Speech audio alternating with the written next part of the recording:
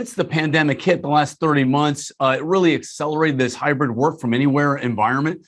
Jason, when you think about the challenges it's posed, CISOs, any new findings from your broad customer base reach around the world? A lot of organizations at the onset of the pandemic realized, well, let's look at it this way. When customers were accessing our resources, they were probably walking into a physical office of ours and accessing resources. It didn't have to be, in a data center on campus. It could have been cloud resources, but there was an initial set of security controls that were physical, right? Badging into an office, authenticating to a wireless access point or a LAN segment of some sort. And all of those guardrails that were at least that initial point are gone. So the first network that all of our users attach to access even our most critical resources is not private or secure, right? It's the internet. And so now how do we get users there as efficiently but securely as possible? The whole idea is to get traffic flowing, right? And anything that could stop that could stop business. So I don't want to be blamed for it. I just want to get, this is plumbing. I just want to get this stuff going. But that inherent trust is the problem now that we have to solve.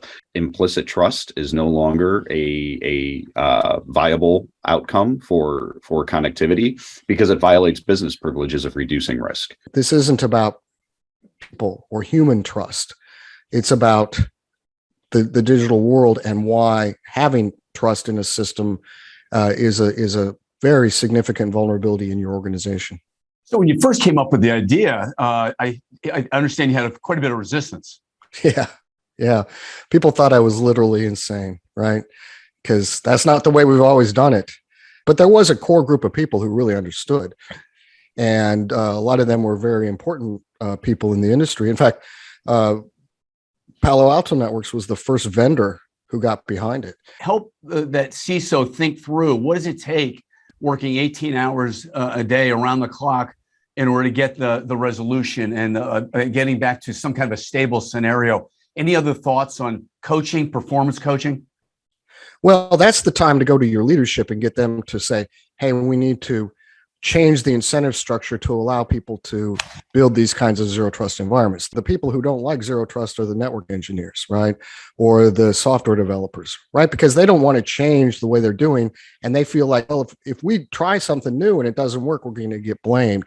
And so you have to have leadership come in and say, no, we're going to re-incentivize you to do it the right way, which is exactly what happened when President Biden issued his executive order on modernizing cybersecurity and mandated that all federal agencies adopt zero trust.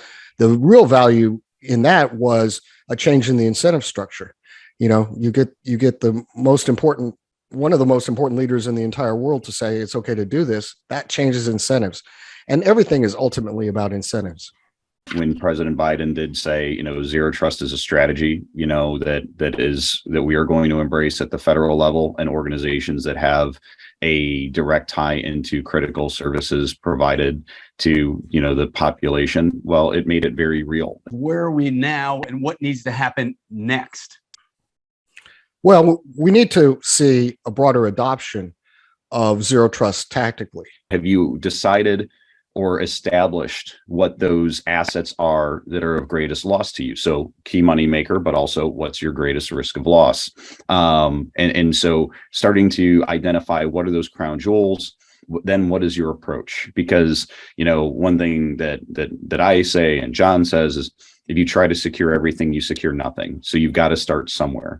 Know what you need to protect. I mean, this is how protection is done. You understand what you need to protect, right?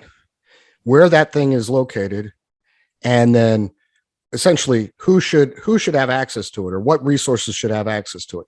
These are the three fundamental questions that you have to ask yourself. So there's this disconnect there between leadership and the tactical resources that you have, where you haven't incentivized people to properly look at and protect the right things and have visibility into those things so they can understand how tactically they need to protect it. But every environment is based upon the thing you need to protect. So once you understand that, it's going to be really easy to do, right? And a lot of people make it way too hard. Zero trust is simple and easy and deployable, and it's incremental, it's iterative, it's non-disruptive.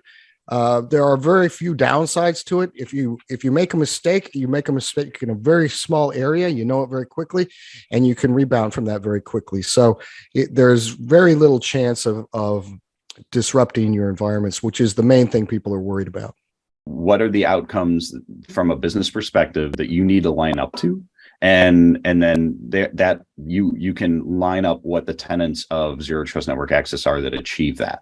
And once you've established that, then you can, pretty easily have a conversation with any level, any ELT or board person in the organization. Is you've got to change IT and cybersecurity from being a cost center to a business enabler, right? So most people think as a sunk cost. It's a cost center. That's how they do it at the financial level.